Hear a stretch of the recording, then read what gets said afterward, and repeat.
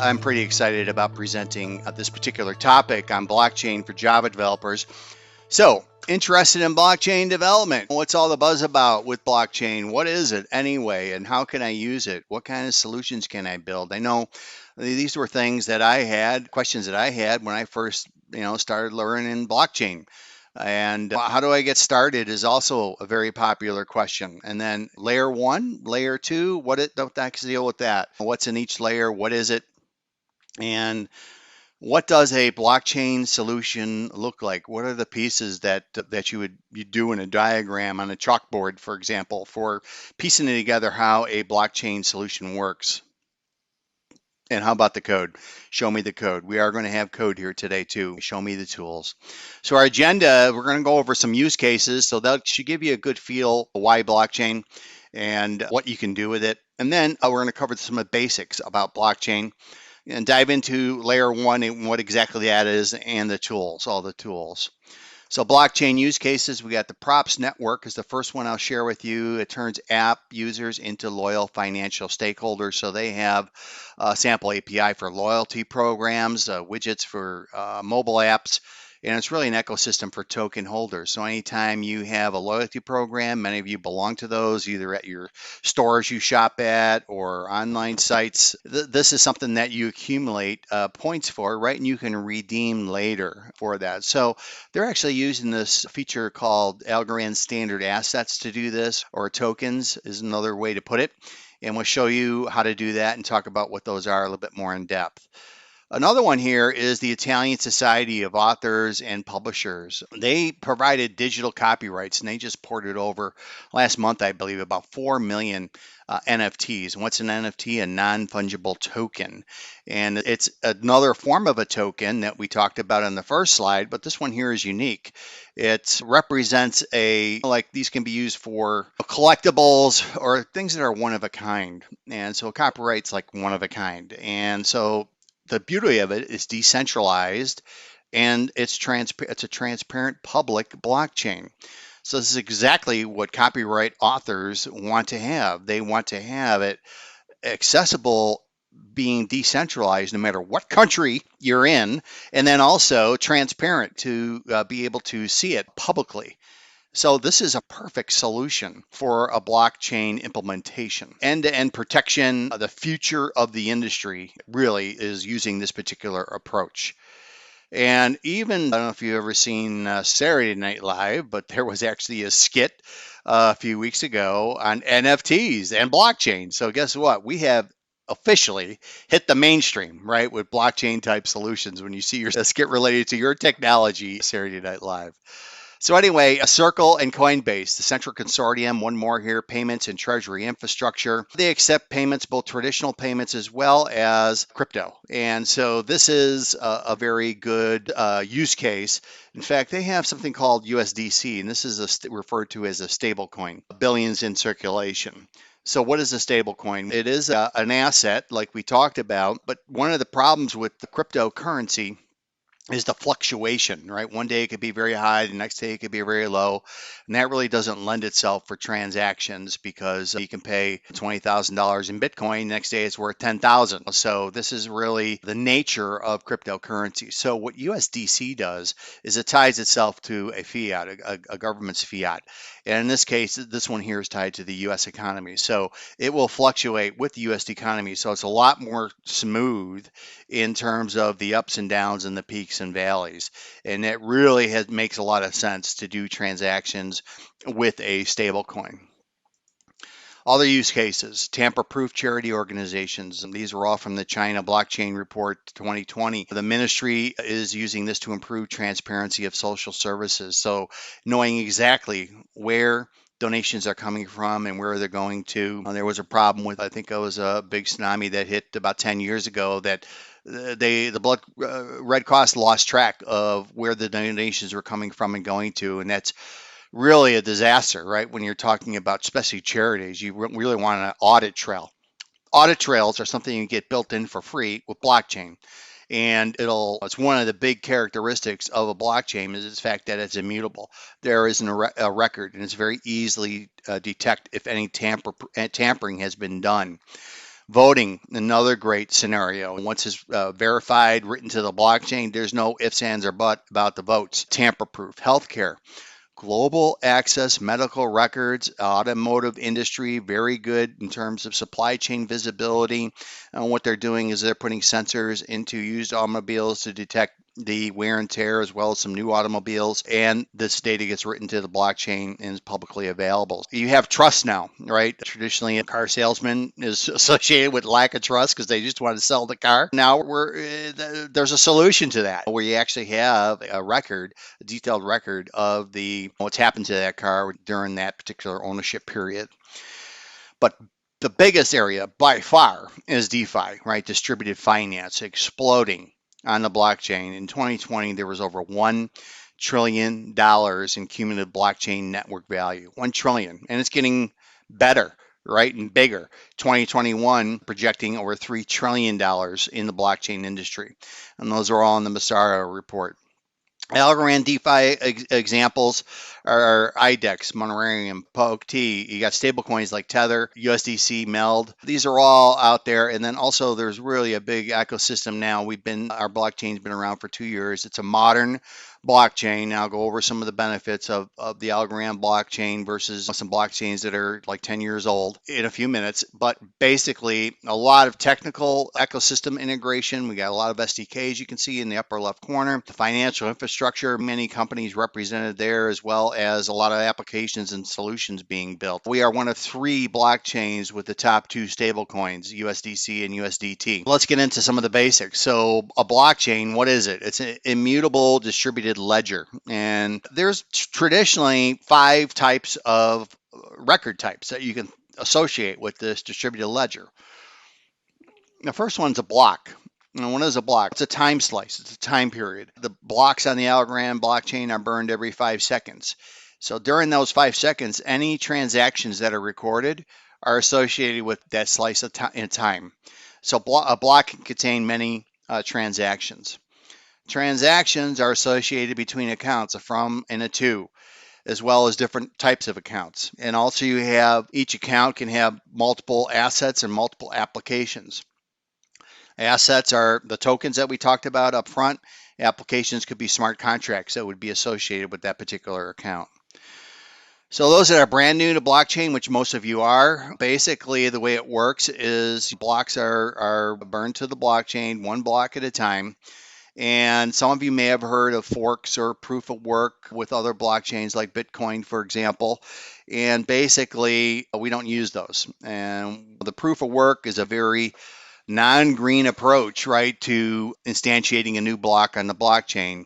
In the case of Bitcoin, very expensive and powerful and electrical consuming computers compete to win a problem mathematically, and then they get to write that one to the block, and that's how it works. As a result, forks are created, so you got some parallel competitors trying to issue blocks to the chain, and so a lot of times those will get orphaned, which doesn't lend itself to good performance. More specifically, this can be represented with the Byzantine generals problem. So back in the day, you had several generals that needed to communicate with each other in order to whether to attack or not on the empire. Now you have messengers that go between these generals, and if the messenger goes around and gets all the communication done, fine. Everybody's got enough supplies, everybody's got enough food, everybody's got enough soldiers. And then what happens is maybe 1 or 2 of these messengers might not make it. Maybe there's bad weather. Maybe they break a leg, or maybe they get corrupted. And there's a lot of things that can happen. So if you don't have a consensus, the decision to go ahead and attack the empire could be based on a false assumption. And that's where we get what you really want is a consensus. Now, the problem is the expense that's involved once you scale this. If you start going to, say, 10 generals, the expenses are generally going to be 10 squared.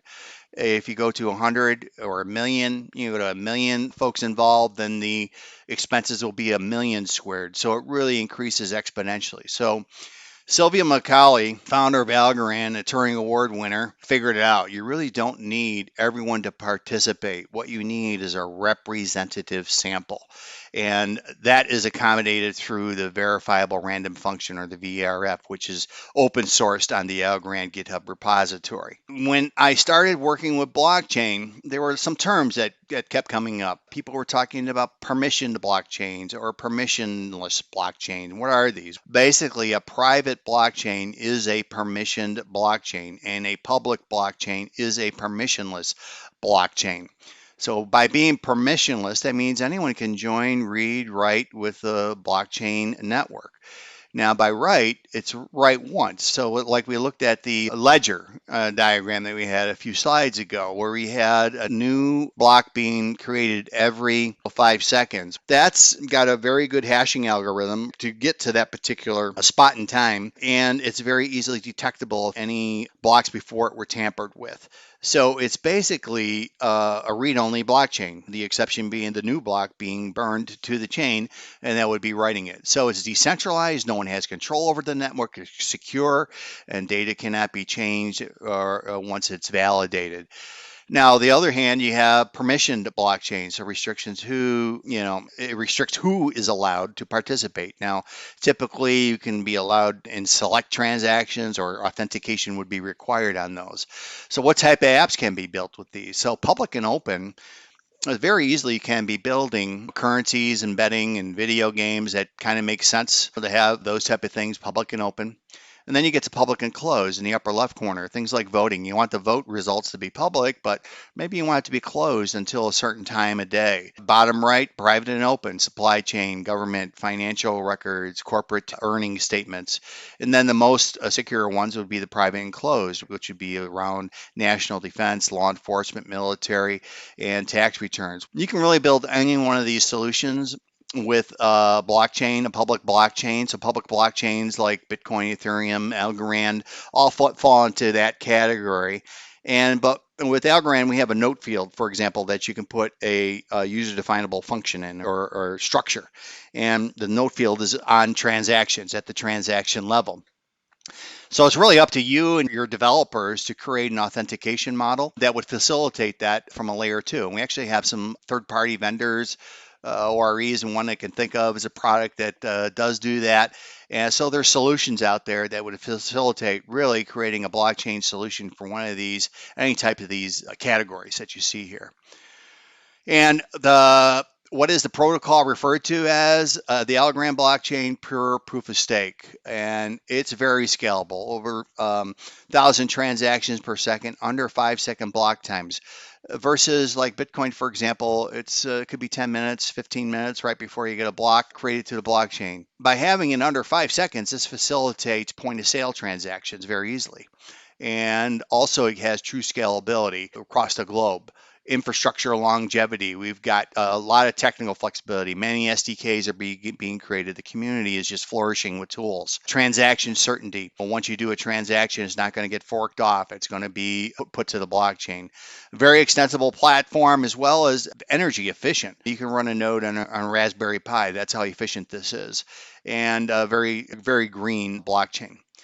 And then you get to cost efficiency as well. Transactions are 1/100th of a penny in cost. Really very inexpensive to do that. The gas fees on Ethereum are much, much more expensive. And this has really become very attractive for a lot of major corporations to look at Algorand's pure proof of stake as a way to do great blockchain solutions, and provides true security like we talked about as well. There's a great video. I'll leave this as a homework assignment. I am going to have a link to the deck at the end. We'll provide that in the chat as well later on. But basically you have a pure proof of stake video here that explains that census model very nicely.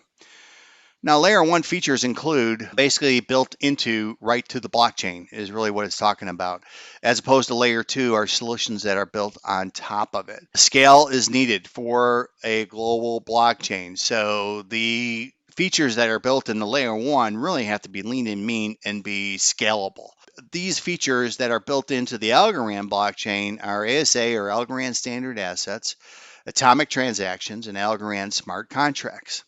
So let's talk about these. So ASAs create native tokens, administrative functions, asset spam protection, right? You can't blindly send out assets to any account. They have to want to receive them.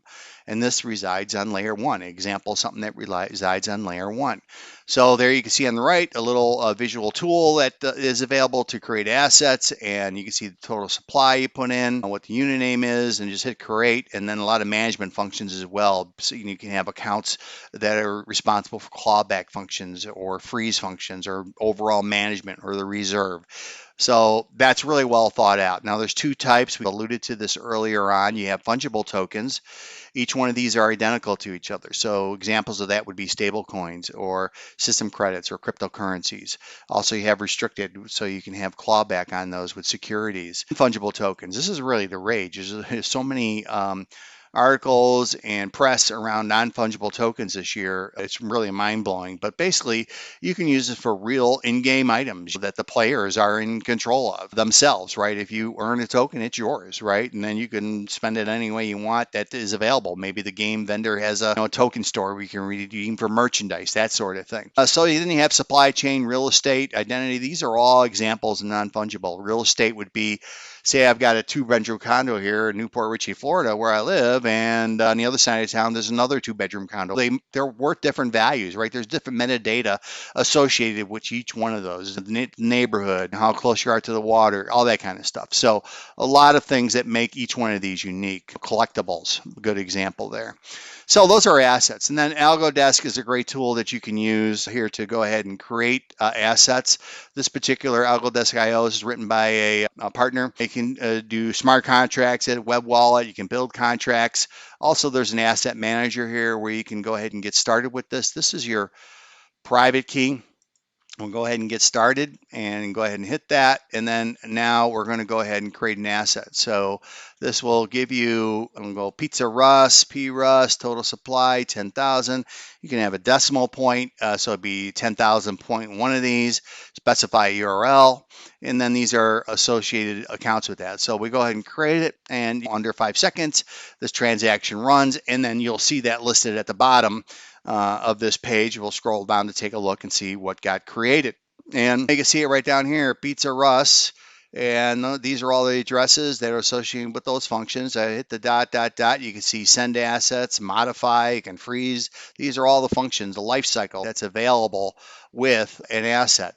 Also, we have block explorers. So if I open up this asset in the block explorer, this is the Algo Explorer. There's also a few more that are available, but then here you can see the information that just happened, right? This just got created a few moments ago, 41 seconds ago. You can see it right down over here.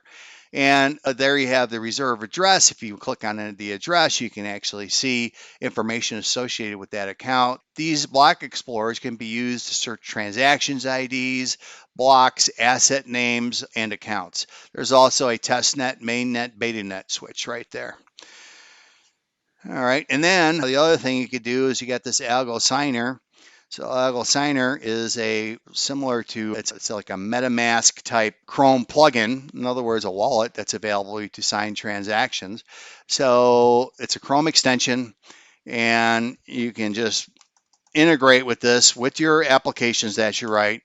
And I think I fat fingered that. I'll try it again. Oh, I didn't. Okay, there it is. So now you can see I've got my account right here, and I can go ahead and send a transaction. I can go from my address here to, I can paste in an address. I can go ahead and send one algo to that, hit send, and then it'll be on the blockchain as well. So that works pretty cool. And then let's talk about atomic transfers. Atomic transfers, basically all must succeed or all will fail. So the example here is you have person A that wants to send person B 50 algos in exchange for a concert ticket. Person A doesn't receive the concert ticket, they don't lose the 50 algos. It's got to be all or nothing. and very analogous to SQL Server transactions for those of you that are familiar with SQL Server. And what this does is it guarantees exchange of goods. This is the secret sauce on building a solution in blockchain, is being able to tie together multiple of these scenarios together into one big transaction. You can also combine them with other Algorand technologies like ASAs or smart contracts. And examples include circular trades, group payments, distributed payments. That brings us to smart contracts. This is TEAL is our transaction execution language. It's a non-Turing complete language with assembler. It's assembly. There is a Python enabled compiler that you can use to write the contract in PyTeal and then generate the TEAL. Again, the thought process has got to be very lean and mean on the blockchain on layer 1, but there are tools now that are being created to help facilitate it a little bit easier in language of your choice. And I'll talk more about those in a minute. Two types of smart contracts. You have stateless and stateful, with approved spending transactions with stateless, so it either returns true or false. If it returns true, then it's going to approve the transaction. If it returns false, it will reject it. Stateful also provides a global and local storage, so local at the account level or global so the entire blockchain can see it, and combinable with other technologies as well. The stateless smart contract, you have two types, a logic account, you have a logic signature, which also includes a delegated authority to sign off. So logic accounts typically could be used for escrow style payments, split payments, or hash time lock contracts. Recurrent payments would be best used with a delegated authority. And then there is a life cycle associated with stateful smart contracts. You have to create the application and you have to opt in to use it. Just like you have to opt in with assets to use it. There's no opt that actually calls the application. You can update the application as well, delete it, close it out, and clear state as well. So Algorand accounts, you have a standard account, which is one account. You also have a multi-sig account, which has a threshold typically. So say out of these three accounts that are in the middle, two of them have to sign off on it for it to be approved. So it's a group, and you specify what the threshold is. Like when you go to a bank and you need to have the check signed by two people to cash it. Logic account we talked about, it returns true or false, and that will sign it accordingly. Finally, what about reporting the data and getting at the data? There's an indexer that facilitates that. It retrieves data off the blockchain and writes it to a PostgreSQL database. Very flexible, accessible from all the SDKs. You can get the indexer through the private network, which is available in Sandbox. Also, there are services available, or you can build your own, all documented on our site. And then here is the combining architecture, what it looks like. You have a voting commission, for example, and a voting example here, and combining layer 1 features. Now, these are all atomically grouped. They all have to work or nothing group. So you get this voting for candidate A. Then you have some logic that get executed with a voting smart contract. If that's successful, then this will increment candidate A vote total and global state on the blockchain. Another typical scenario is crowdfunding. Again, all of these are atomically grouped. You have the crowdfunding escrow account. All your funds are met. Then everything is a success. Now that would be a stateful smart contract. Then down below, you would approve it maybe with a smart contract that would be a stateful one. And so these are the scenarios that you can piece together for a blockchain type solution. Now on the tools, we got a great developer site, developer.algorand.org. Encourage you to take a look at that. Lots of tutorials, solutions, and articles. And these are the networks I've been referring to. BetaNet, we have a new protocol release coming out soon, so that'll be in BetaNet. And then testnet and mainnet always mirror each other. So the idea there is if it works in testnet, it'll work in mainnet. So mainnet is your production environment. And then private networks, you can mirror any one of these environments with that. And that's a brand new one that's from scratch. I like to refer to that as a personal network right on your machine. And so very good for building applications with that type of a network support. As far as nodes go, being a distributed blockchain, everybody's got access to the ledger, and so that would be your node. And if you don't want to create your own node, you don't have to. You can use services to do that. PureStake and RAN Labs provide those. Also, the Sandbox is a very easy way to do that from a developer standpoint. So just clone the Sandbox GitHub repository, install Docker, and you're on your way. Just do Sandbox up. That brings up the private network with indexer, and then testnet use would be Sandbox up, and then you put a parameter. All the networks are supported with that. Code tools, great SDKs. And let's take a look at some demos here now. Now, this is the Sandbox actually that's running right now. So you can see these are the addresses and the tokens that you would need to put in the code to reference and instantiate the client. So more specifically, here is the Java sample code. So let's go ahead and create some accounts first. And I'm just going to run this, and I've got a breakpoint set. And what you see here down below is going to be the accounts that get created when you go to run this. And there they are listed. So you've got the account, and then you also have that mnemonic phrase. Now, the mnemonic phrase we're going to use in the next demo. But here we see we've got an address. So what we want to do is fund that for testnet. Because right now, initially, it has 0 algos. So what we do is simply go out to dispenser and then go ahead and paste that in, and now you've got some funds available to utilize that. So we have a status code of 200. That's a success. So now this particular account has funds. Why do you need funds? There are transaction fees associated. Whenever you send algos, you'll need to pay for that, and so that gets you all set up and running in the testnet environment. So let's do a transaction. And so this one here is going to populate that account with the code right here. So there's the passphrase. Now, you would not normally do this in a production application. You get the private key, which is what this is, from something like AlgoSigner or from MyAlgo or from any other approach that manages private keys. But for demonstration purposes, we're going to instantiate this account using that passphrase. And we're going to continue executing this, and then what we'll see here is the first thing we're going to do is get some transaction parameters. So the transaction parameters are going to be things like the suggested parms, right, that you have for the fee structure. I love this new feature, by the way, in VS Code. It just automatically shows in Java all of these fields here highlighted. It's great. Don't even have to hover over them anymore. Everything is right there. That was like just a couple days ago. I just started seeing that. I was like, this is wicked cool, as they say up in New England. All right, so then I go to the payment method. So I go ahead and create my transaction. That's step one. Step two is sign the transaction that you see there on that line. And then the last step is go ahead and broadcast this out to the network. Now, if there are any problems with that transaction, that's the step it'll show up in. It checks for things, the consensus checks for things like having sufficient funds or make sure you're not double spending, that sort of thing. And this wait for confirmation will wait up to 5 seconds before that transaction to run, and then I print off the transaction down below. It has completely succeeded. So now there's another choice you have to code. There's really a great tool called Algodia. And this particular tool is all visual. So I can do the same thing. I can go ahead and right mouse click and say, go ahead, bring up a list of accounts, or I can create a new account right here, like you saw me do. But here I'm just going to list the accounts, and then I can fetch the balances, and I can see what they are. So you have the ability, number one, to set up your environment for multiple nodes, and you can say, okay, I want to use the pure stake node this time. Maybe next time I want to use the local node. Here's a Sandbox node, and you set all these up as a developer.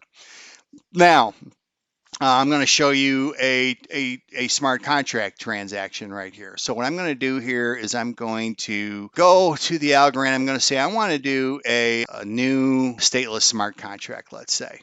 And so that's an LSIG, a logic SIG. And what I'm going to do is a delegated signature.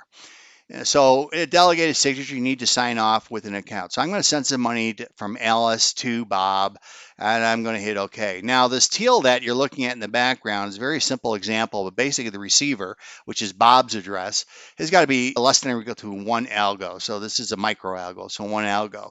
And that's the logic. And if it passes that, it succeeds. And so what I'm going to do here is just go ahead and then say I'm going to send a transaction, a logic SIG transaction, and if I pick Bob as the receiver, it's going to work. If I pick any one of these other ones, it would fail. And I'm going to say 1 algo and then hit it, and now it's going to execute that, and it's going to sign off by that particular contract is what is being used. So a very nice approach to that. I'm going to show you multi-sig here. And what a multi-sig account is, basically multi-signatures. So the first thing you got to do is you got to set up your multi-signature account. So this is how you set it up. You have a multi-sig address function. This middle parameter is the threshold. So 2 out of these 3 public keys are going to be used to sign off. So that's our object MSA. And then we take that object, and then we use that in the transactions down below. So we're going to go ahead and get our transaction params like we did before. Now we're going to say, okay, I've got a transaction builder. I'm going to go ahead and create my transaction. And then these 2 lines are the 2 sign-offs, right? I got one by account 1, one by account 2. And so those will get executed, and then I'm ready to send that raw transaction and broadcast it out to the blockchain. So that's how that works. Now, the other one that's very important to review here is atomic transfers. So if I take a look at the atomic transfer code and what's going on there, and again, you can use that last environment I showed you, Algorand, to do all this visually, and sometimes it's faster to do that and then come up with code. Sometimes, most times probably. But here, I like going through the code because you actually see what's being done under the covers that Algorand was, and it's better to learn from that. And all these code examples are up on the developer portal as well. So we have the 2 transactions. The first one's going to go from account A to account C, and we're going to send 10,000 microalgos. The second one's going to go from account B to account A, and that's going to be 20,000 microalgos. So those are going to go into a group, which you see right down here. And then the group is what actually gets passed into the transaction that gets broadcast out to the network. So sign the first one, sign the second one, and then boom, there you go. You got the raw transaction being sent out to the network. And then finally, let's take a look at the indexer, some indexer solutions. So if I go and take a look at, for example, I just want to get information on a block. Indexer will instantiate the host. Here I've got one running locally on my machine. So I instantiate the client right there. So once the client's done, then you can have several methods available to you. For example, if I hit this dot here, you can see there's lookups, there's searches, right? So I can look up by account ID, transactions, application ID. So really you can search in assets, transactions, accounts, and multi-sig. So those are all available to do your searching. So if I hit the run button here, this is simply going to print off the information down here for the block, and then you should see the response be displayed right down below. All right, so there you have that being done. There is a community page that you can go ahead and take a look at there. One I do want to mention though, before we close, is Reach. This is a really great tool. This will facilitate building blockchain solutions to multiple blockchains at once with one set of code. So if you have a solution that you want to write to Ethereum as well as Algorand, you got one set of Reach code, which is JavaScript, and then now there's a new RPC front end, or you can use language of your choice. The 3 that they have done at the moment are Go, Python, and JavaScript, and it's very conceivable that Java will be supported in the very near future on that one. So keep that one in mind and go out to Reach, the Reach site there, and go through the tutorial. I highly recommend that. We talked about Algo Signer, or MyAlgo is one that does not need a plugin that works for web-based solutions, and Algorand we looked at. A lot of reward programs, and then also you've got a great program of ambassadors, over 66 countries represented. This is like our MVP program. So contact Stephen at Algorand Foundation. Some great resources as well for homework assignments. First and foremost, you might want to take a picture of this, or Ryan, maybe you can paste this Discord channel in right here as well. This is the one you want to have to join to get any kind of support. There's over, I think, 8,000 members now. It's growing like a wildfire. So check that out. Here's the link to the PowerPoint too. And more resources are in the deck as well. So in summary, we covered a lot of ground here today on blockchain use cases, Algorand, blockchain basics, and how this is really just a distributed ledger with a handful of record types. It's not mysterious. It's very simple in concept, really simple in execution. And layer 1 features, we took a look at how important it is to have those be scalable. You can't put a very hog-intensive virtual machine on those. If you did put a virtual machine, it's got to be lean and mean as well. And we will have some announcements on that coming up very shortly as well. A lot of great tools. We have SDKs and all the major languages, and a lot of great tutorials on the developer portal to get started with. And don't forget about looking into that Reach tool to help build your applications with.